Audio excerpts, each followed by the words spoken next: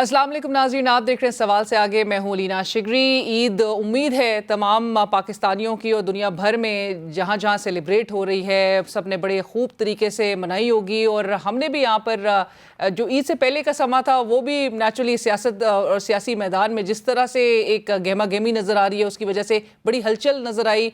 ईद पुरसकून तरीके से बेशक जो है वो गुजारी जाती है, लेकिन ईद के बाद एक्सपेक्ट किया जा रहा होता है कि फिर उस मुल्क की सियासत में डिफरेंट फ्रंट्स पे जो है वो तेज़ी आएगी। बयानात जो है जो हम उससे पहले का सिलसिला एक देख रहे थे वो भी सबके सामने था। लेकिन मुल्क की सियासत जो अवाम जानना चाहते हैं, एक तो मुल्क में एक इलेक्शंस की सूरत हाल जो है वो कब यकीनी बनती हुई दिखाई देगी, अवाम का जो बुनियादी एक सवाल होता है। फिर जो दीगर जमातों के जो सपोर्टर्स होते हैं वो जानना चाहते हैं उनकी पार्टीज जो है वो अगले आने वाले टाइम में इक़्तिदार में नज़र आ रही हैं कि नहीं।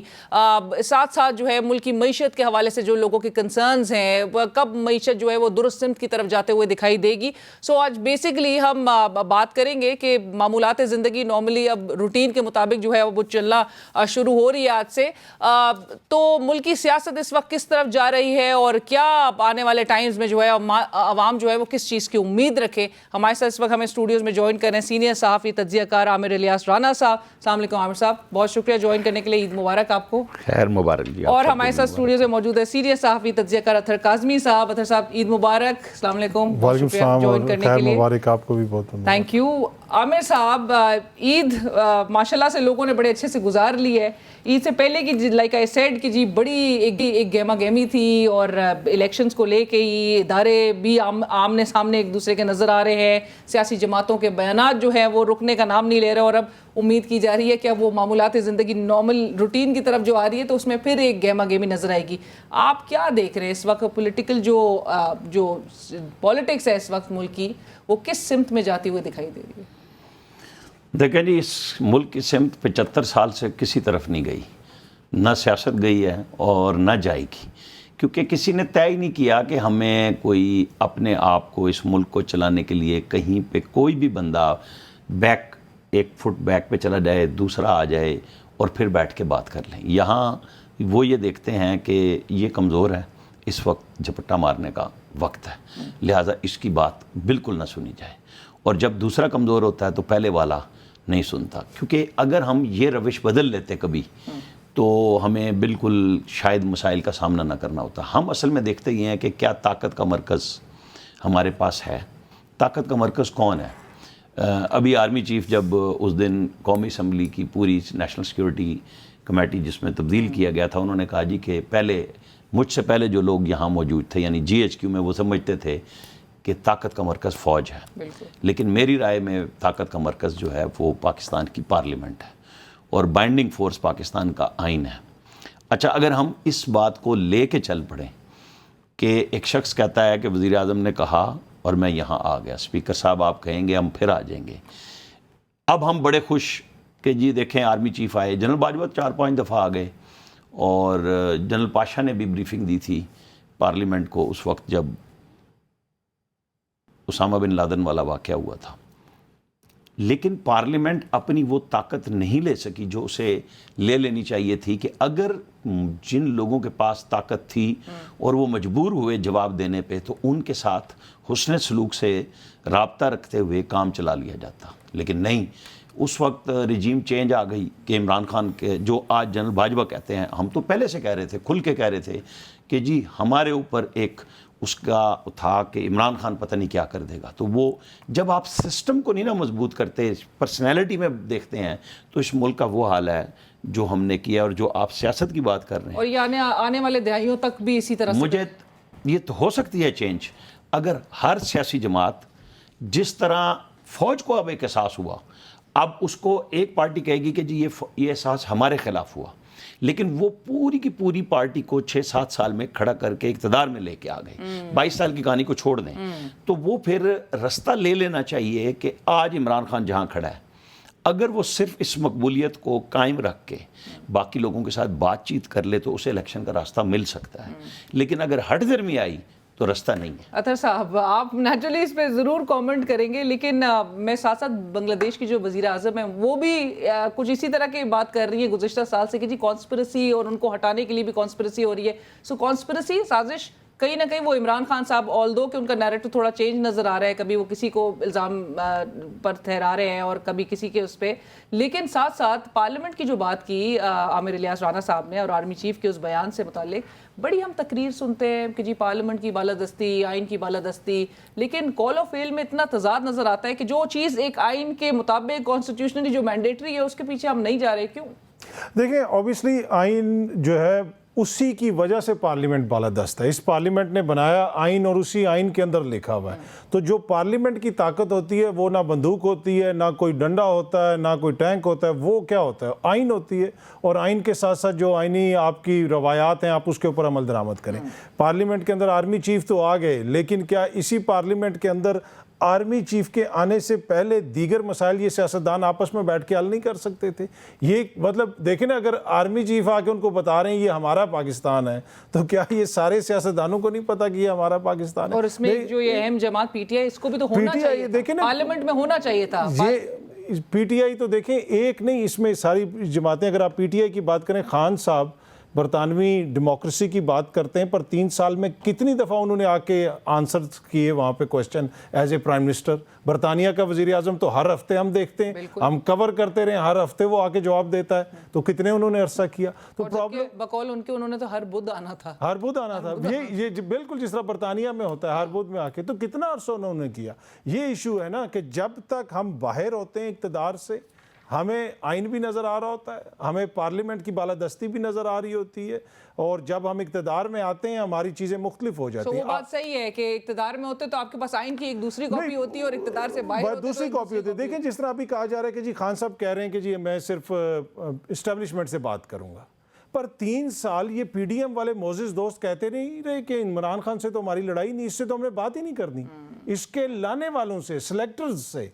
دیکھیں باقاعدہ پارلیمنٹ کے فلور پہ یہ کہا جاتا رہا کہ ہم عمران خان نہیں, ہم سلیکٹرز سے بات کر کے کریں گے, کیونکہ وہ تو ان کی منشا سے آیا, وہ لے کے آئیں. تو ایشو یہ ہے نا, اب خان صاحب بھی یہ کہہ رہے ہیں کہ میں ان سے بات نہیں کروں گا, اس لیے کہ ان کے پاس تو کوئی طاقت ہے ہی نہیں. وہی والی جو عامر الیاس رانا صاحب کہہ رہے ہیں کہ ریجیڈیٹی, وہ فلیکسیبلٹی کا مظاہرہ اگر سیاسی جماعتیں کر رہی ہوتی ہیں. عامر صاحب آپ کی طرف میں یہ بات لے کر آنا چاہوں گی, اگر عمران خان صاحب کی مقبولیت سے کوئی ڈر خوف نہیں ہے اور آپ کہتے ہیں کہ جی عمران خان کوئی مقبول نہیں ہے, عوام جو ہے وہ اپنے ووٹ کے ذریعے مائنس کر دیں گے عمران خان کو, لیکن ہر وہ اقدام ایسا کیا جا رہا ہے کہ جس کی وجہ سے عمران خان کی پارٹی ہے, عمران خان کو سسٹم سے بالکل وہ باہر کر دیا جائے, تاثر یہی, ایک امپریشن تو یہی مل رہا ہے. تو یہ مقبولیت اور قبولیت سے واقعی میں ان کو خوف ہے؟ آتا ہوں اس پہ, مقبولیت سے قبولیت پہ. وہ بدھ کو کہہ رہے تھے نا, پاکستانی قوم کو اصل میں 75 سال سے بدھو ہی بنایا گیا. صرف فرق اتنا ہے کہ جس کو جو دل کرتا ہے وہ کرتا ہے. دیکھیں 97 میں نواز شریف نے جب اپنی انتخابی مہم شروع کی نا, تو انہوں نے پہلا جلسہ گوادر میں کیا. اب گوادر میں کہاں لوگ ہوتے ہیں, وہ تھا ایک میسج کہ میں ڈیولپمنٹ کروں گا. انہوں نے دوسرا جلسہ کیا غازی بروتھا پہ, ایک نہر بنی تھی, بے نظیر بھٹو صاحبہ نے اس کا سنگ بنیاد رکھا تھا. ٹھیک ہے, مقصد یہ تھا کہ میں تعمیر اور یہ کروں گا, وہ بھی کی, لیکن پھنس گئے احتساب کے اندر اور اپنی اپوزیشن جماعت کو کنارے لگا دیا. بے نظیر بھٹو سزا ہو جائے, فلاں ہو جائے, اور ملک سے باہر چلی جائے. کیا ہوا, 99 ہو گیا. سب نے تھینک یو ویری مچ کہا کہ جناب کو کر لیا جنرل مشرف نے. عمران خان صاحب کو فوج لائی, کوئی شک نہیں ہے. دوسروں کے اوپر بھی کون سا سیاستدان ہے جہاں پہ فوج نہیں لائی, لیکن سیاستدان وہ تبھی بنے جب وہ فوج سے نکلے.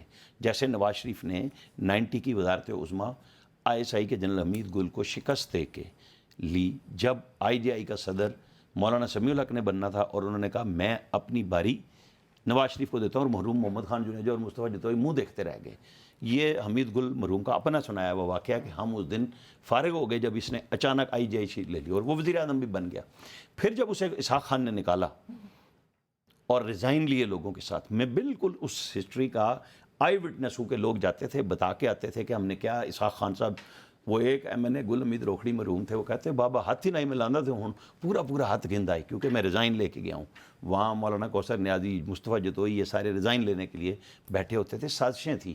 جب آپ کو نکالا گیا, آپ نے ایک تقریر کی اور آپ پبلک لیڈر بن گئے. آپ جب ڈیفائنس کرتے ہیں, جب آپ کہتے ہیں, عمران خان نے بھی یہی کیا. جب ان کو نکال دیا تو آج وہ پبلک پاپولر لیڈر ہے. لیکن سمجھنے کی بات یہ ہے کہ جو پبلک کے پاپولر لیڈر ہوتے ہیں یہ آپس میں کیوں نہیں بات کرتے. ان سب کو پتا ہے کہ ہم کس کس جگہ سے کس طرح نکلے ہیں. اگر یہ آج بات کر لیں, کبھی فوج پہلے ایسے بات کرتی تھی, جب آج وہ چوک میں آ کے کر رہے ہیں, جو مرضی آپ کہیں کہ جی بیہائنڈ دا سین ہے, لیکن وہ یہ کہنے پہ مجبور ہیں کہ آپ چلیں, ہم آپ کے پیچھے چلیں گے. تو سیاستدانوں کو بھی بیٹھ جانا چاہیے. اب جب عمران خان قبولیت, جو آپ کا سوال ہے, اس کو کیسے آپ کریں گے حاصل؟ آپ لڑائی کر کے, آپ نے 1 سال سے الیکشن کی ڈیٹ لے لی؟ نہیں لی.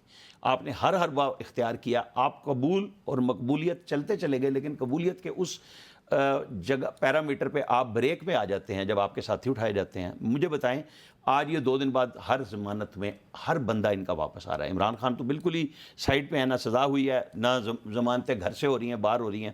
ان 90 دن ریمانڈ پہ اور 2 سال جیلوں میں پڑے رہے. یہ عدالتیں تاریخیں نہیں سنتی تھی. یہی عدالتیں جو آج آزادی کی چیمپئن ہیں, یہی پیرامیٹر لگاتی تھی. آصف سعید کھوسا نے ایک اور ویڈیو پہ وہ لکھا, جیسے وہ بہشتی زیور میں لکھا ہوتا ہے نا کہ آپ نے پولیس رات کیسے نکلنا ہے. اس نے ویڈیو کا فرانزک کا سسٹم, آصف سعید کھوسا یہ ان کے داماد ہیں جن کے سسر نے کہا تھا کہ ہم نے بھٹو کو اپنی نوکریاں بچانے کے لیے پھانسی دی. اگر ہم ہر چیز کی لیگیسی دیکھتے ہیں کہ کون کیسے آیا, تو سارے رشتہ داری بھرے پڑے ہیں ہر سسٹم کے اندر. تو آپ کو بات کرنی پڑے گی قبولیت کے لیے. آپ الیکشن جیتے ہیں, آپ پبلک کے لیڈر ہیں, لیکن آپ کو اپنے ان سیاستدانوں سے سبق سیکھنا چاہیے. کیا نواز شریف جب آپ دھرنا لے کے آ رہے تھے, آپ کے گھر بنی گالا نہیں آگے تھے؟ سیاست کرنی ہے نا, تو دل بھی بڑا کرنا پڑے گا. نہیں کریں گے, میرا نہیں خیال کہ کچھ بھی ملے گا. سیاست کرنی ہے اطہر صاحب, دل بھی بڑا کرنا ہوگا. رولز آف دا گیم جو ہے وہ تبدیل ہونے کی ضرورت ہے. اور سیاستدان آپس میں بات کس طرح کریں گے؟ آپ بات کرتے ہیں عوام کی, ووٹ کو عزت دینے کی بات کرتے ہیں, لیکن عوام میں نہیں جاتے, اور آپ پھر سپورٹ کے لیے کسی اور کی طرف دیکھ رہے ہیں. تو وہ کبھی تبدیل آپ کے خیال میں ہو سکے گا؟ نہیں, یہاں پہ تو سیاست کرنی ہو, صحافت کرنی ہو, ہر چیز میں آپ کو دل تو بڑا کرنا پڑتا ہے. پاکستان کے اپنے یونیک چیلنجز ہیں اس میں کام کرنے کے. یہاں پہ مسئلہ یہ ہے کہ دیکھیں, خان صاحب کے دور کے اندر بھی احتساب وغیرہ بھی ہوتا رہا. ہم نے یہاں تک کہ دیکھا کہ ایک میڈیا چینل کے اونر کے ساتھ جو بھونڈا قسم کا ایک مقدمہ آیا, اتنا عرصہ ان کو اندر رکھا. لیکن گزشتہ 1 سال کے اندر جو کچھ ہوا, اس کی نظیر پاکستان میں کبھی نہیں ملتی. لیکن جو عامر صاحب کہہ رہے ہیں فریولس کیسز, یا 2 سال جو ہیں وہ جیلوں رانا میں صاحب کے ہوا ہے, رانا صاحب کے اوپر کتنا فریولس قسم کا کیس ہوا, اور بہت سارے دوست اور جیلیں بھگتی ہیں, اور بہت سارے دوست اس وقت جو سیاستدان ہیں وہ یہ کہتے تھے کہ یہ عمران خان تو کر ہی نہیں رہا. یہ آن ریکارڈ وہ کہتے تھے کہ یہ عمران خان کی کیا حیثیت ہے, وہ تو یہ کر ہی نہیں رہا, یہ تو کسی اور کے کہنے کے اوپر ہو رہا ہے. لیکن کیا آپ نے کوئی ایسی جمہوری حکومت دیکھی ہے جس میں ایک صحافی کو پہلے اٹک کی پولیس پکڑ لے, اسی دن اٹک سے پنڈی کی پولیس پکڑ لے, اسی دن کہے کہ اب یہ چکوال جائے گا, اسی دن کہے کہ اب جناب اس کو ہم نے لاہور لے کے جانا ہے, اب اس کو ہم نے کوئٹہ لے کے جانا ہے؟ ایسی سرکس آپ نے پہلے کبھی دیکھی ہے جمہوری دور میں؟ اور اس کو پھر حکومت آ کے اون کرے. دیکھیں, یہ سیکھنے کی چیز ہے نا کہ آج خان صاحب نے جو اپنے دور میں کیا, کیا انہوں نے اس سے یہ چیزیں سیکھی؟ اب یہ لوگ جو اس دور میں کر رہے ہیں, اب یہ ایکسپیکٹ کرتے ہیں کہ اگلے دور میں ان کے ساتھ بھی یہ ہوگا, ایسی چیزیں ہوں گی. تو یہ سب چیزیں, عید سے پہلے علی زیدی صاحب کو جس طرح اٹھایا گیا, وہ چیخ کے کہہ رہے ہیں یار کوئی وارنٹ تو دکھا دو. 2013 کا کوئی مقدمہ ہے, ایک ایکٹیوسٹ غائب ہو جاتا ہے, وہ 8 دن کے بعد واپس آ جاتا ہے. جس طریقے سے اٹھایا گیا, جس طریقے سے اٹھایا گیا. اور اس کے بعد دیکھیں جس طرح شہباز گل کو جب پکڑا گیا, جو بھی پکڑا جاتا ہے تو پہلے کوئی جید قسم کا ہمارے جیسا دوست صحافی جو ہے وہ یہ کہہ دیتا ہے, وہ تو اندر وہ باتیں بتا رہا ہے کہ اوہ ہوئے توبہ توبہ. وہ یہ نہیں کہتا کہ جناب تشدد ہو رہا ہے, وہ گیا کیوں ہے, اس طرح کیا ہے, انسانی حقوق کی کوئی بات نہیں کرتا. تو ہم سب کی سلیکٹیو آؤٹریج ہوتی ہے, ہم سب کو سوچنے کی ضرورت ہے, سیاستدانوں کو بھی, اور ہم کو اسی کیپٹل کے اندر, کیا یہاں پہ متی اللہ جان کو نہیں اٹھایا گیا؟ اسی کیپٹل کے اندر دیگر جو صحافی تھے ان کے ساتھ زیادتیاں نہیں ہوئی. اس وقت پی ٹی آئی کے کتنے رہنما بولتے تھے, ٹھیک ہے, اب, اور اس وقت نون لیگ والے بولتے تھے. اب نون لیگ والے کتنے بولتے ہیں کہ ارشد شریف پہ اتنے مقدمات ہوئے, فلانے پہ یہ ہوئے, کتنے بات کرتے ہیں اس کے اوپر. تو ہم سب کو اپنے اپنے گربان میں جانے. بالکل, ایک عامر صاحب ہے تو سلیکٹیو آؤٹریج, اور جو یہ کہہ رہے ہیں کہ 1 سال کے اندر جو کچھ ہوا ہے اس کی آپ کو نظر آتی ہے. وہ صحافیوں کی بات کر رہے تھے تو مجھے لڑکی کے بھائی یاد آ گئے. یہاں پہ 2 جرنلسٹوں کی پٹائی ہوئی لڑکی کے بھائیوں کی وجہ سے. کسی نے بولا کہ کس نے کیا تھا, لیکن عمران خان کے دور میں ان کا DGFI بولا کہ عمران خان نے مجھے بلایا, پہلے کہا خواجہ آصف پہ غداری کا کیس بناؤ. کسی اور نے نہیں بولا, اس کے سٹنگ DGFI نے بولا. اس نے کہا کہ مجھے اعظم خان کے ساتھ بٹھایا, مجھے بٹھایا. وہ جو آج کل شیر ببر بھاگا ہوا ہے باہر, جو یہاں پہ ساری پریس کانفرنس شہزاد اکبر کرتا تھا, کہ یہ قابو کرتا ہے ایک ویڈیو کی وجہ سے سرتاپا چیئرمین کو, اور تم 2 کیس نہیں بنا سکتے. یہ کسی اور نے تو نہیں کہا, یہ عمران خان کے وزارت عظمیٰ میں ہوتے ہوئے آن ریکارڈ کہا. اب میں آپ کو بتاتا ہوں کیا ہوا, رجیم چینج کیسے ہوئی. احد چیمہ کمپلینٹ ویریفیکیشن کے وقت، یعنی آپ اور میں کوئی درخواست دیں، جو ڈریکونین لا نیب کا تھا اس میں بھی تھا کہ چلو کہیں انکوائری ہو جائے، اس وقت آپ جا کے کسی کو بلائیں. کمپلینٹ ویریفیکیشن میں آج چیمہ کو جس دن میجر شہزاد صاحب جو نیب کے ڈی جی تھے، آج بھی وہ ڈی جی ہیں، کہیں بیٹھے ہوئے ہیں، انہوں نے پتہ کیا فکرہ کہا؟ بندہ چک لے وہ کاغذ اسی بنا لیں گے. یہ تھانے دار سے بھی کم تر لیول کی اپروچ تھی. وہ سب بتا دیتے تھے. فواد حسن فواد کو جب اٹھایا، ٹھیک ہے، تو کیا خبر چلوائی گئی؟ وہی صحافی کام آئے. یہ وہ مخصوص صحافی ہوتے ہیں، ان کے نام سب کو پتہ ہوتے ہیں کہ کون کیا کر رہا ہے، ٹھیک ہے، اپنی اپنی جگہ پہ. انہوں نے کہا فواد حسن فواد کیا ہو گیا ہے؟ وعدہ معاف گواہ ہو گیا ہے. میں نے اسلام آباد میں بیٹھ کے خبر دی تھی، کوئی وعدہ معاف گواہ نہیں ہوا. اس نے جو ریکارڈ دیا ہے، جو آج یہ بتا رہے ہیں وعدہ معاف گواہی کا، جس دن وہ اریسٹ ہوا ہے اس کو بتایا کہ آپ کے یہ موبائل تھے، یہ لیپ ٹاپ تھے، ہمیں چاہیے. اس نے کہا میرے ڈرائیور کو بھیجیں، میری وائف سے لے آئے گا. وہ لے کے آئے. لاہور کے ایک روزنامے میں اتنی بڑی خبر چھپی، فواد حسن کے گھر چھاپا، اتنا مواد نکلا. وہ میرا دوست ہیں فواد صاحب، مجھے ساری باتوں کا پتہ تھا. میں نے اس لیے بغیر ان کے رابطے کہا کہ یہ وہ چیزیں ہیں جو پہلے دن چلی گئی تھیں، جن کو آج وعدہ معاف وہ بھائی وہ اس نے کوئی چوری نہیں کی، ڈر کس چیز کا ہے؟ وہ آج بھی کھڑا ہے نا، بری ہو کے بیٹھا ہوا ہے. تو یہاں پہ انتقام عمران خان صاحب خود بھی لے رہے تھے، دونوں طرف سے تھا. اس وقت رجیم جو تھی، یعنی اس وقت کی اسٹیبلشمنٹ اور وزیر اعظم دونوں ایک بنے ہوئے تھے. آپ کو اور ہمیں پیمانے یہ رکھنے پڑیں گے کہ یہ ساری چیزیں غلط ہیں، اور جب غلط ہیں تو ٹھیک ہونے کے لیے رستہ نکالنا ہو. سر ایگزیکٹلی. اور اسی کے ساتھ ہی بڑھیں گے ایک بریک کی طرف. بریک کے بعد دوبارہ حاضر ہوں. اور ناظرین بریک کے بعد ایک بار پھر خوش آمدید، اور آپ دیکھ رہے ہیں سوال سے آگے عید اسپیشل. بریک کے بعد گفتگو کے سلسلے کو آگے بڑھاتے ہوئے، ہر کوئی اگر اقتدار پہ آتا ہے اور اس کے بعد وہ واقعی میں ونجنس یا اس طرح کی انتقام کی سیاست پہ جو ہے وہ آلدو کہ بڑا کچھ کہا جاتا ہے اس سے پہلے کہ جی نہیں انتقامی سیاست میں بلیو کرتے یا نہیں کیا جائے گا. عمران خان صاحب، عامر صاحب، اطہر صاحب کی طرف جانے سے پہلے آپ کو اقتدار پہ واپس آتے ہوئے نظر آ رہے ہیں؟ دیکھیں، کوئی انہونی تو کبھی بھی ہو سکتی ہے، لیکن اس وقت جو انہوں نے سسٹم بنایا ہوا ہے اس میں انہوں نے فی الوقت اپنے آپ کو بند کیا ہوا ہے. دیکھیں نا، وہ ڈبے میں بند ہونا تو ان کا مذاق بن گیا. سیکیورٹی ان کو اچھی لینی چاہیے، اس میں کوئی شک نہیں ہے. ان کو جاننا چاہیے، بڑے اچھے طریقے سے پیش ہونا چاہیے. جو آدھے کیسز تو ہیں وہ پیشیوں کے متعلق انہوں نے خود حملے، یہ دیکھیں نا کتنا کہتے تھے مریم گئی ہے جی بٹے مارے ہیں.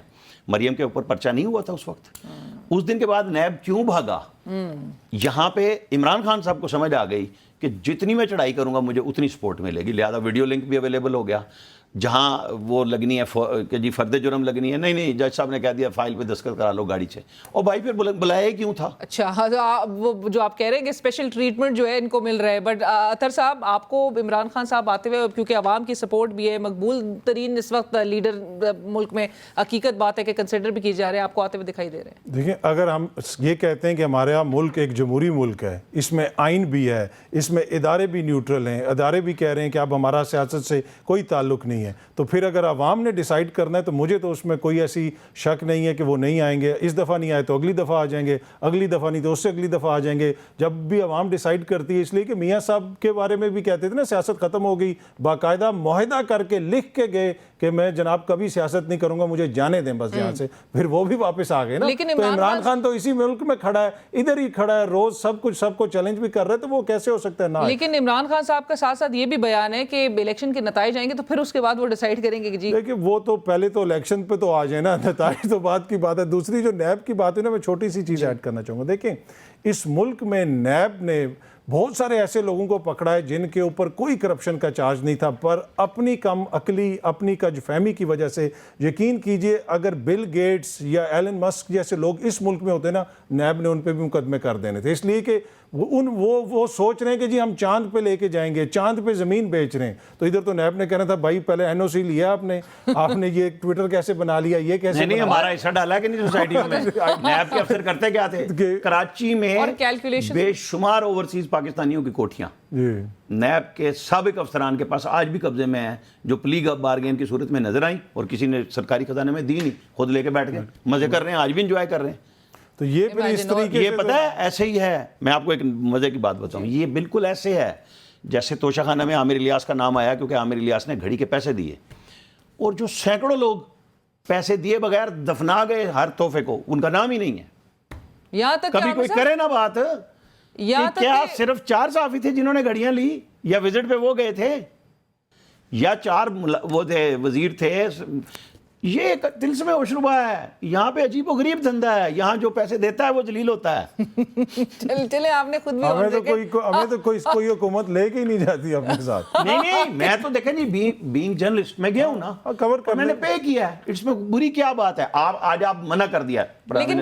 لیکن عامر صاحب یہ کہنا کہ یہ شخصیت کو ملتا ہے، جو شاہد خاقان عباسی صاحب کہہ رہے ہیں کہ جس شخصیت کو ملتا ہے عہدے کو نہیں ملتا، یہ بھی تو بات نہیں دیکھیں جی وہ ملتا ہے، میں بطور جرنلسٹ اور پھر آگے آپ کو گفٹ ملے اور آپ کسی کو آگے دے دیں ڈکلیئر کیے بغیر۔ یہ بری بات ہے کہ گفٹ ملے، ایک تو آپ اسے شو غلط کریں، یعنی آپ نے گھڑی ساز پنڈی والے اسلام آباد والے کی دی ہے رسید، وہ کہتا ہے جناب میری تو 5 کروڑ دینے کی کیپیسٹی نہیں تھی، مطلب میں ایک نئے کیس میں آ جاؤں، نیب سے ایسے لوگ پکڑے گئے، نیب نے کہا آپ نے 3 ارب روپے کا دھندا کیا ہے، وہ پلی بارگین کر کے باہر نکلے کہ ہم آپ کو دیں گے، پھر باہر آ کے کہا 3 ارب روپے کا جو مال ڈالا ہے وہ دو تو صحیح، کیونکہ میری تو ساری جو عمر ہے اور میرے بچے اس وائٹ منی کو ثابت کرنے میں لگ جائیں گے کہ یہ آئی کہاں سے تھی، میرے پاس تو تھی نہیں، چونکہ میں جیل میں تھا۔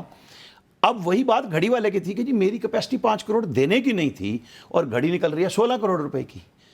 وہ ہماری مسئلہ یہ بنا کہ ایک شخص، اب تو چونکہ کھل چکا کہ اگر محمد بن سلمان ایک گفٹ کرتا ہے ایک پاکستان کے پرائم منسٹر کو، ان کا دکھ یہ ہے کہ ہمیں اوپن اس لیے نہیں کرنا چاہیے، ہم نے آپ کو دیا ہے، آپ ہمیں جانتے ہیں، ہم آپ کو جانتے ہیں، انڈیا کا وزیر اعظم ہو، ملیشیا کا ہو، ترکی کا ہو، انڈونیشیا کا صدر ہو، ہمارے پاس سب آتے ہیں، ہم کسی کو کیا گفٹ کرتے ہیں یہ میچ نہیں ہونا چاہیے کہ ہم کس لیول پہ جا کے بات کر رہے ہیں، یہ آپ نے زیادتی کی ہے۔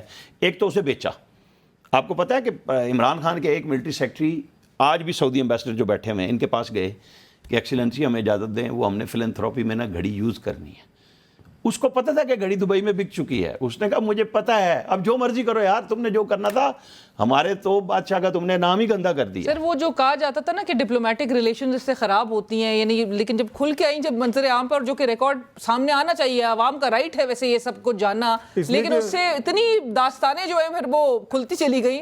مسئلہ یہ ہے نا کہ دیکھیں یہ توشہ خانہ بیانیہ کس نے بنایا؟ اس حکومت نے، ٹھیک ہے؟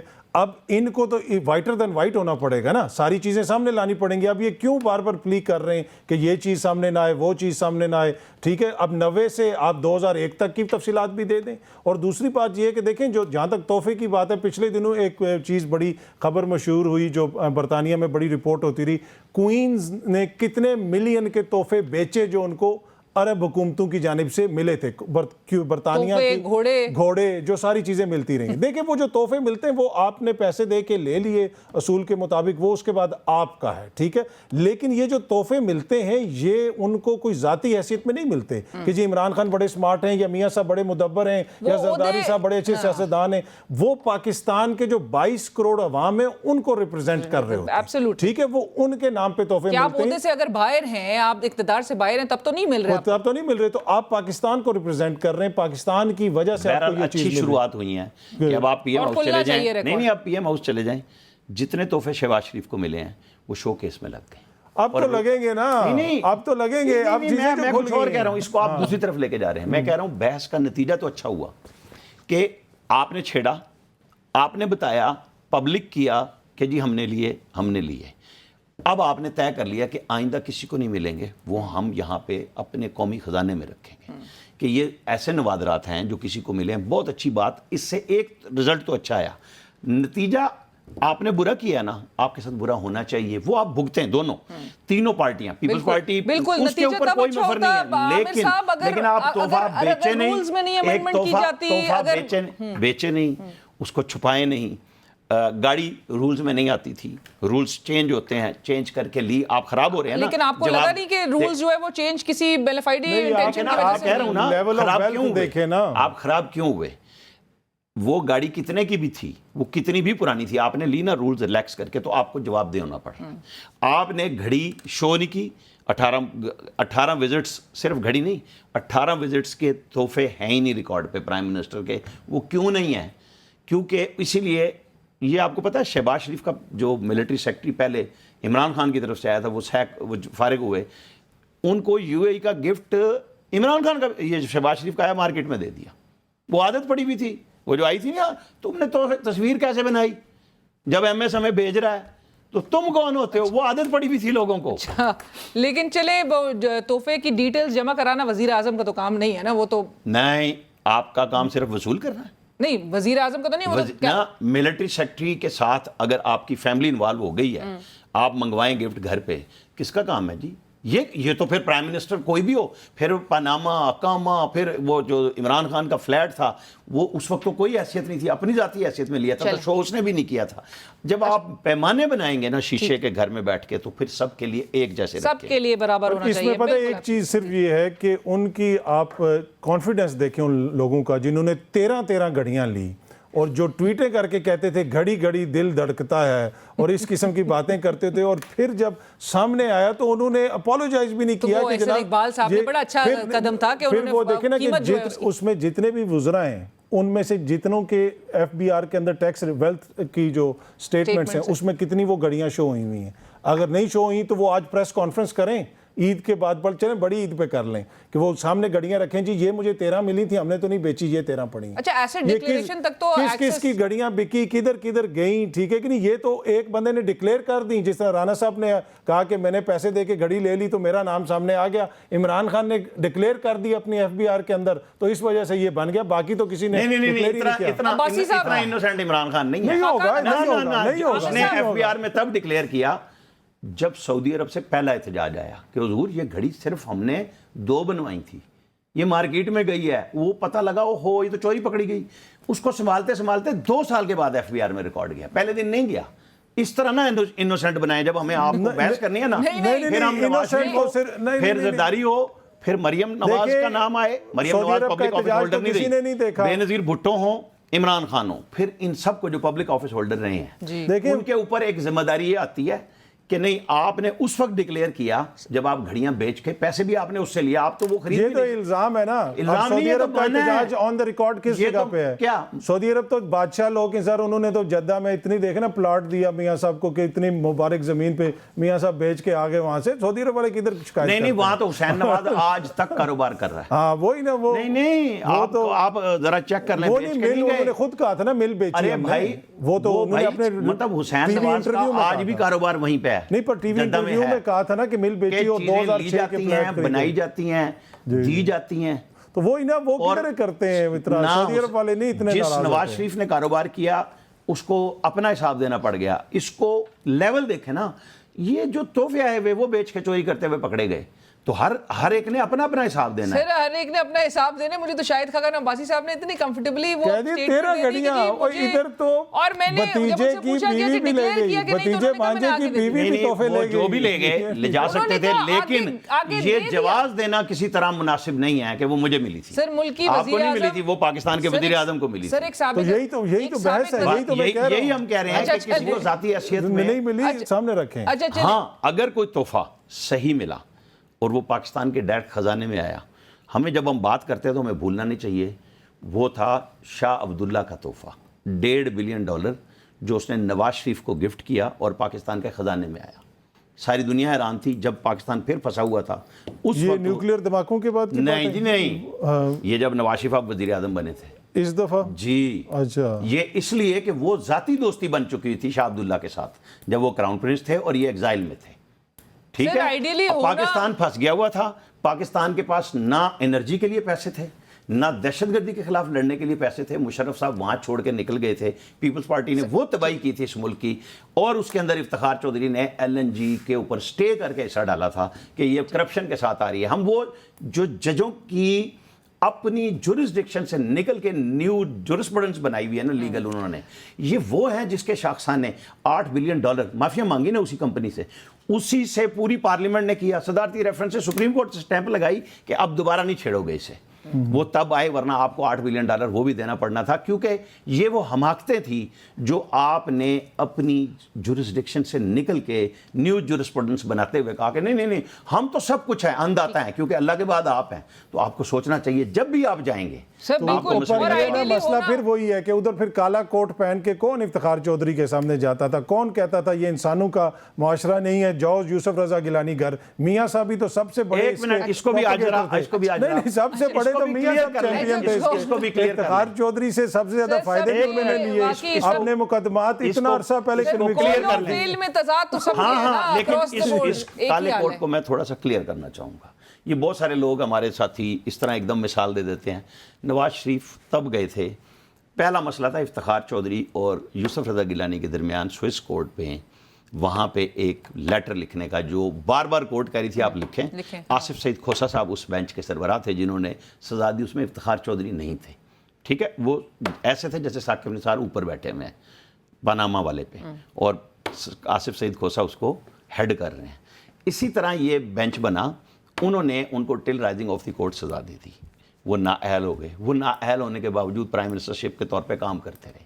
پھر پی ایم ایل این نے کہا کہ اب آپ نااہل ہو چکے ہیں, آپ کام نہیں کر سکتے. یہ جو کالے کوٹ کی بات ہے نا, یہ میمو گیٹ میں گئے تھے نا, میمو گیٹ جس بات کی مثال دی ہے تو میمو پہ بھی آ جانا, میں اس پہ بھی آؤں گا. نہیں, کالا کوٹ تو میمو گیٹ پہ پہن کے گئے تھے لیکن نا. آپ نے ابھی افتخار چودھری کا نام لیا. جی جی جی, تو افتخار چودھری صاحب کی عدالت تھی نا, وہ جو آپ نے خود ہی کہا کہ افتخار چودھری پہ بات ہوئی. میرے بھائی اگر ہم ریکارڈنگ نکلوا لیں گے بعد میں, نہیں وہی بات میں ایگزیکٹلی وہی بات کر رہا ہوں.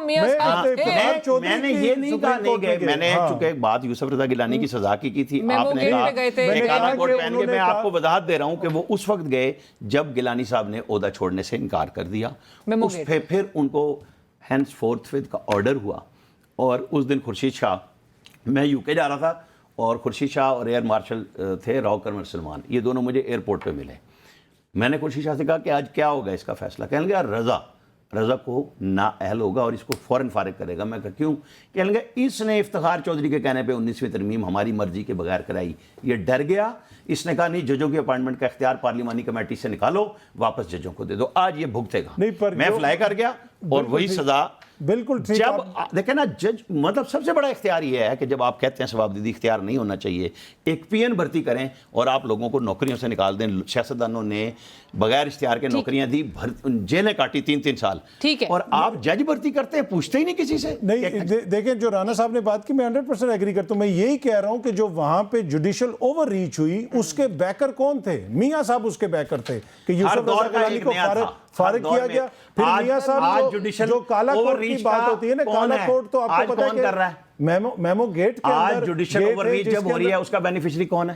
جوڈیشل اوور ریچ جب بھی ہوگی یا کوئی نہیں, نام تو لینا یار, میں تو لے لوں گا. میں نہیں سمجھتا کہ عمران خان آج ہے نا 63A ری رائٹ کر کے گفٹ کر دی نا. نہیں, یہ 63A دوبارہ کر رہے ہیں گفٹ کی, لہذا کس طرح گفٹ کی سر 63A بتا دیں پنجاب میں کس طرح گفٹ. ایک منٹ 63A لکھا ہوا تھا ان کے اندر, بڑا واضح کہ جی عدم اعتماد آئے گی, لوگ پارٹی کے اگینسٹ ووٹ کر سکتے ہیں, جب ووٹ اگینسٹ کریں گے تو وہ ڈی سیٹ ہو جائے گی. یہ 63A تھا. انہوں نے کہا پر حکومت پھر بھی بن جائے گی.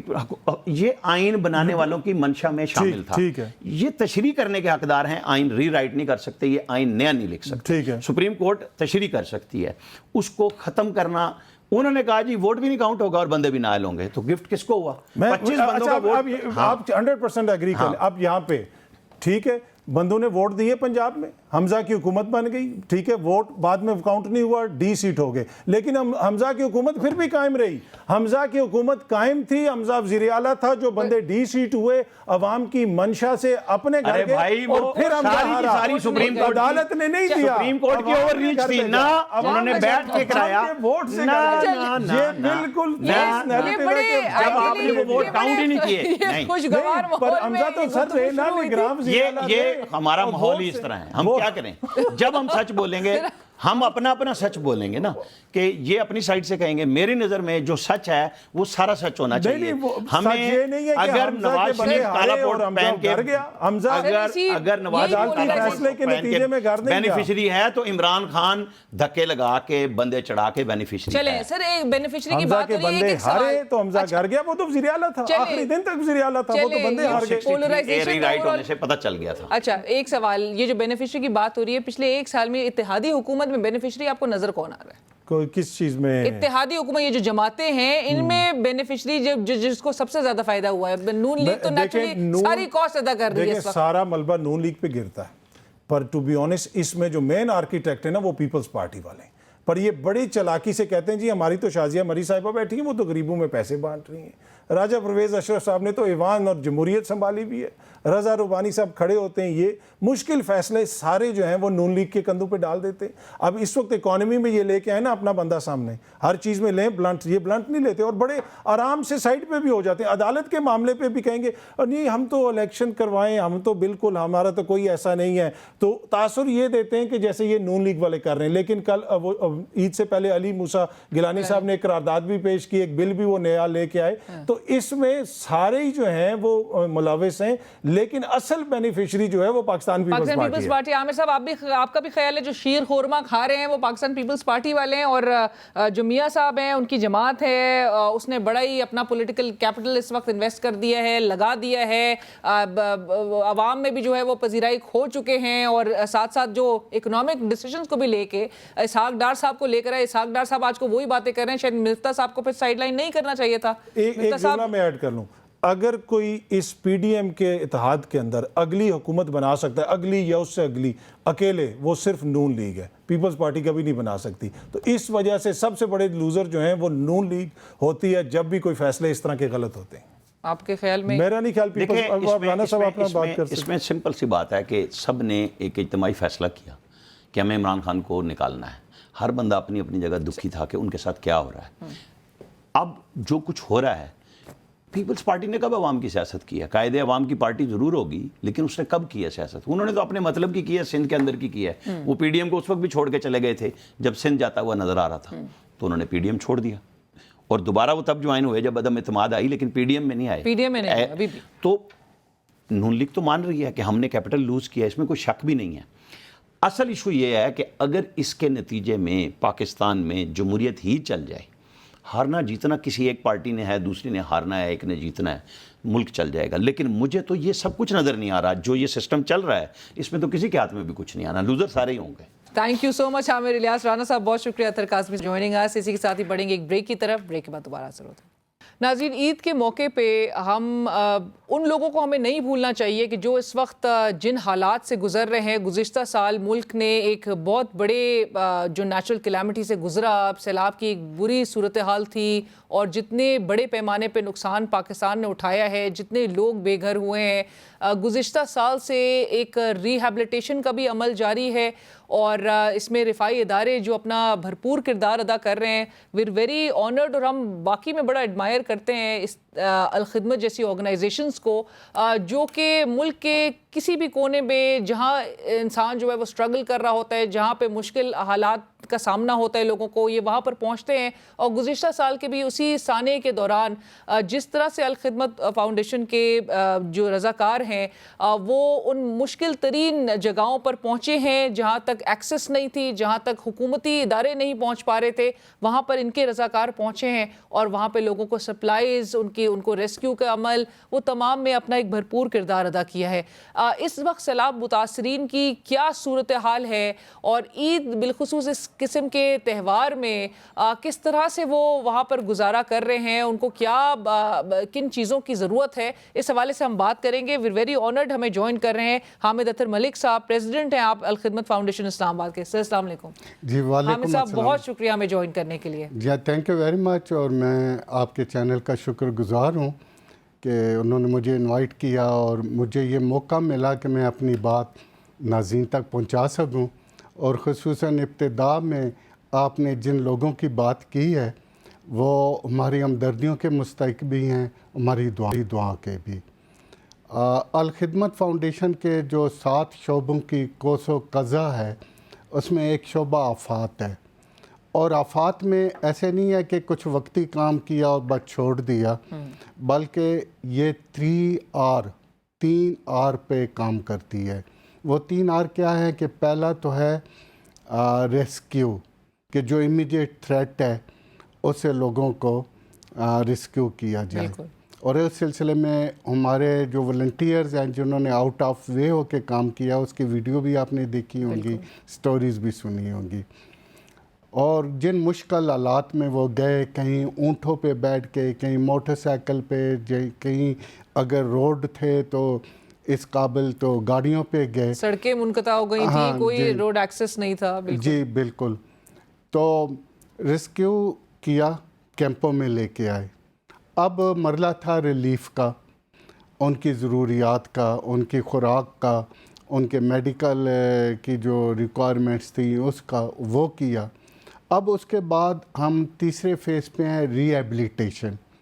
اچھا، ری ایبلیٹیشن فیز میں ایسا ہے کہ اس وقت تک ہم آلموسٹ 1 لاکھ گھر بنا کے لوگوں کو ادھر بسا چکے ہیں۔ 1 لاکھ گھر کی بات کریں؟ جی، اور اس کے علاوہ ہم نے یہ بھی کیا کہ جہاں اب پانی اتر گیا اور فصلیں پیدا ہو سکتی ہیں تو وہاں باقاعدہ بیج بھی دیے، کھاد بھی دی، اور ان کو ٹیکنیکل انفارمیشن بھی دی، تاکہ ایک تو ان کا روزگار بھی بحال ہو جائے، اور ایک دوسرا خدشہ تھا پاکستان میں فوڈ کرائسس کے حوالے سے، بالکل، اس کو بھی منیمائز کیا جائے۔ بالکل۔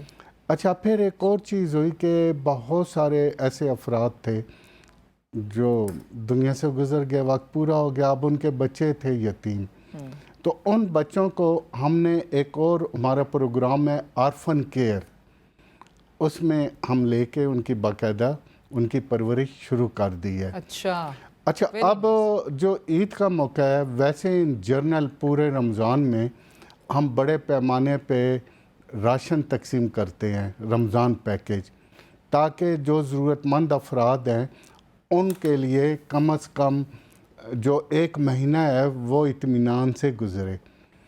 تو یہ جنرل بھی ہوتا تھا، لیکن خصوصی طور پہ جو سیلاب زدہ علاقے ہیں ان کو ہم نے ترجیح دی ہے، اور پھر ہم نے ترجیح نہیں دی بلکہ ہمارے جو اہل خیر ڈونر ہیں انہوں نے بھی ترجیح دی۔ مثلا میں اسلام آباد کی بات کرتا ہوں، پورے ملک سے اس کا اندازہ ہو سکتا ہے کہ ہمارے جو میجارٹی تھی ڈونرز نے، انہوں نے کہا جی لوکل کے بجائے آپ سیلاب کے فلاں جو علاقے ہیں ادھر ان لوگوں کو راشن تقسیم کریں۔ اچھا، اسی طرح جو عید گفٹس ہیں وہ بھی، ان کا معاملہ بھی ایسا ہی ہے۔ تو الحمدللہ اللہ کا شکر ہے، جہاں تک میری معلومات ہیں، کہ ان اقدامات سے آہستہ آہستہ ادھر جو زندگی تھی وہ نارملائز ہونا شروع ہو گئی ہے، معاملات زندگی بہتر ہوئی ہے آپ کے خیال میں؟ لیکن میں اس موقع پہ ایک اہم چیز جو کہنا چاہتا ہوں، جس کی طرف اشارہ کیا تھا یونائٹڈ نیشن کے سیکریٹری جنرل صاحب نے، کلائمیٹک چینج کے حوالے سے، گلوبل وارمنگ کے حوالے سے، جس سے یہ ملک پہ زیادہ اثر ہو رہا ہے، تو یقین مانیے کہ میرے خیال میں گورنمنٹ کی سطح پہ بھی اور پرائیویٹ سطح پہ بھی اس کے لیے میٹیگیشن ایکشن ابھی سے ہونے چاہیے، کہ اگر گلوبل وارمنگ کی وجہ سے گلیشیئر پگھلنا شروع ہو گئے تو جس طرح اب یہ تباہی ہوئی تھی، اسے کہیں زیادہ تباہی، کہیں گنا زیادہ ہوگی تباہی۔ تو سر، اس حوالے سے حکومتی کسی سطح پر کوئی مذاکرات ہو رہے ہیں یا کوئی سجیشن آپ لوگ نے دینے کی کوشش کی ہے؟ کیونکہ شروع دن سے جب یہ تباہی بھی آئی ہے تب بھی کہا جاتا تھا کہ جی اسٹریم لائن کچھ ایک ایسا نیٹ ورک بنانے کی ضرورت ہے جس میں اگر الخدمت آرگنائزیشن، آپ کی آرگنائزیشن یا دیگر رفاہی ادارے جو ہیں وہ اگر آگے پہنچے ہوئے ہیں تو حکومت کو جو ہے ایٹ لیسٹ ایک ایسی کوارڈینیٹڈ ایک میکنزم بنانے کی ضرورت تھی کہ جس میں سب الائن ہو کے چلتے۔ تو آپ کے خیال میں یا کوئی سجیشن ان کو دی جا رہی ہے ابھی مزید اس حوالے سے؟ دیکھیں، اس وقت بھی ہم نے سجیشن دی تھی، اس میں باقاعدہ میٹیگیشن ایکشنز اور اس وقت کے معاملات کے حوالے سے کیسے ریلیف ورک، اس میں کوارڈینیٹڈ ایفرٹس کی جو ضرورت ہے۔ مثلا میں خود کئی ٹی وی پروگراموں میں آیا ہوں اور زور دیا ہے کہ اس وقت گورنمنٹ بھی اور جتنی این جی اوز ہیں ان کو مل کے کوارڈینیٹڈ ایفرٹس کرنے کی ضرورت ہے۔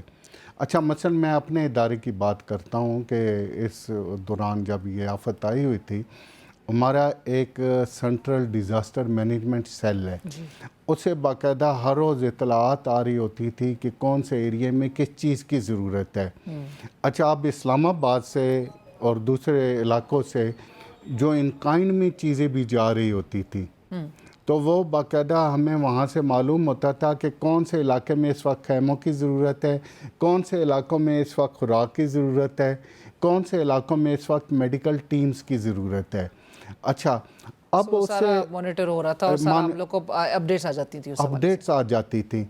اب اس میں کیا ہوا کہ بہت سے، جو میں نام نہیں لینا چاہتا، ان لوگوں نے مثلا ٹرک لے گئے اور ایسے ہی سڑکوں پہ کسی کے لٹ گئے، کسی کے ایسے ہی وہ آ گئے.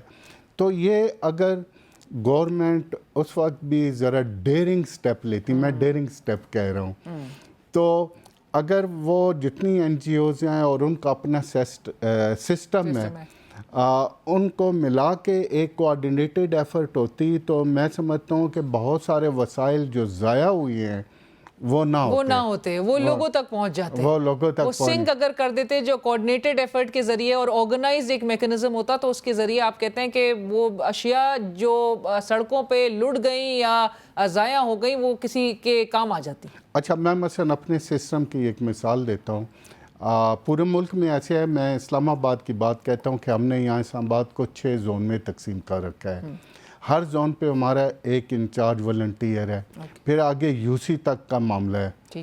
اچھا مثلا ہم نے جو راشن تقسیم کیا کرونا کے دنوں میں بھی اور اب بھی کر رہے ہیں، ہم ایسے نہیں ہے کہ بس لوگوں کو بلایا جمگٹا کی دیا، بلکہ ہمارے پاس باقاعدہ ڈیٹا ہوتا ہے کہ کون سی گلی میں یا کون سے محلے میں کون سے لوگ ہیں جو ضرورت مند ہیں، کون سفید پوش ہے. تو وہ جتنا بھی راشن یا مٹیریل ہوتا ہے یا پھر سردیوں میں ونٹر پیکج ہوتا ہے وہ 6 زون میں جاتا ہے، پھر زون سے آگے یو سیز اور پھر والنٹیئر گھروں میں جا کے ناک کرتے ہیں، دروازہ دے کے آ جاتے ہیں. اچھا اس سے کیا ہوتا ہے، ضرورت مند تک چیز پہنچتی ہے. اچھا آپ بعض لوگ ظاہر ہے ان کے پاس شاید یہ سسٹم نہیں ہوتا ہوگا کہ روڈوں پہ ٹرک آیا کھڑا کیا اور اس میں بعض لوگوں کو تو اتنا راشن مل گیا کہ وہ بیچنے کے قابل ہو گئے اور بعض بیچارے محروم رہ گئے. یا ابھی جس طرح آٹا تقسیم ہو رہا ہے اس کی وجہ سے مس مینجمنٹ کی وجہ سے جو اموات ہو رہی ہیں. بالکل آپ تو اس کو بڑا ایک کلوزلی دیکھ رہے ہوں گے، یہ صورتحال سے بچا جا سکتا تھا؟ جتنا نقصان اٹھائے، جتنی لوگوں کی اموات رپورٹ ہوئی ہیں، اس سے بہتر طریقہ تھا ڈسٹریبیوٹ کرنے کا؟ بالکل تھا، بلکہ سوشل میڈیا پہ میں نے تو 1-2 دفعہ بعض لوگوں کی باقاعدہ پوسٹیں دیکھیں تو میں نے اللہ کا شکر بھی ادا کیا. انہوں نے کہا جی کہ یہی راشن اگر الخدمت جیسے نیٹ ورک کو دی جاتی تو ضرورت مند افراد تک بغیر کسی نقصان کے پہنچ جاتی. اچھا میں الخدمت نہیں کہتا بلکہ اور بھی این جی اوز ہیں جن کے پاس سیٹ اپ ہوں گے، تو بجائے اس طرح جمگٹے اور اس طرح لگوانے کے... اتنی مس مینجمنٹ تو کبھی کسی لیول پہ نہیں دیکھی گئی تھی، تو کیا بہتر طریقہ کار کیا ہوتا اگر یہ ڈسٹریبیوٹ ہی کر رہے تھے؟ تو کس طرح سے ان کو ایک اپروچ لے کے چلنا چاہیے؟ اوکے دیکھیں ان کے پاس ڈیٹا ہے نا، ان کے پاس ورک فورس بھی ہے. اچھا پھر مختلف جو بے نظیر پروگرام اور دوسرے احساس پروگرام اور اس سے ان کے پاس یہ ڈیٹا بھی ہے کہ کون سے لوگ ہیں جو ضرورت مند ہیں. تو ان کے پاس اتنے جو ہے ورک فورس موجود ہے کہ بجائے اس طرح کرنے کے ان کے گھروں تک پہنچا دیتے. بالکل کہ گھروں تک ایک باعزت طریقہ بھی ہوتا. جو آپ نے لوگوں کو بلا لیا، اتنا لاکھوں کی تعداد میں لوگ جو ہیں وہاں پر آ گئے اسٹیمپیڈ میں، اور جس طرح سے لوگوں کی اموات ہوئی ہیں، اس سے بہتر تھا کہ لوگوں کے گھروں کا اور جو سارا ڈیٹا ان کے پاس موجود ہوتا ہے اس کے مطابق یہ کر دیتے. بہت شکریہ ہمیں جوائن کرنے کے لیے، اور بہت ساری دعائیں آپ کے لیے، آپ کی آرگنائزیشن کے لیے کہ جس طرح سے آپ لوگ یہ کام سر انجام دے رہے ہیں، اور جس طرح سے آپ ان تمام لوگوں کو کہ جن کو امید جو ہے صرف اللہ سے نظر آتی ہے، اور اس کے بعد جو ہے آپ لوگ جس طرح سے ان کی امداد کر رہے ہیں. تھینک یو سو مچ، بہت شکریہ. بہت شکریہ جی، thank you very much. Thank you sir, thank you. ہم آپ کے بڑے مشکور ہیں کہ آپ نے وقت نکالا اپنے قیمتی اسکیجول میں سے اور ہمارے ساتھ یہاں پر موجود رہے. اور جس طرح سے حامد صاحب بھی کہہ رہے تھے کہ جی ظاہر ہے رمضان کے بعد اور جس طرح کے حالات بھی چل رہے ہیں تو راشن پیکیجز ان کو زیادہ سے زیادہ، اور عید کے اس موقع پر ان کو وہ امید کرتے ہیں کہ جی عید گفٹس، عید پیکیجز اور جو تحائف ہے وہ لے کے وہاں پر رخ کیا جائے گا. وہاں پر لوگ جائیں گے اور ان لوگوں کے ساتھ اور ان متاثرہ افراد کے ساتھ جو ہے وہ عید جو ہے وہ منائیں گے. پروگرام کی ٹیم اور علینا شگری کو اسی کے ساتھ ہی اجازت دیجیے. اللہ حافظ.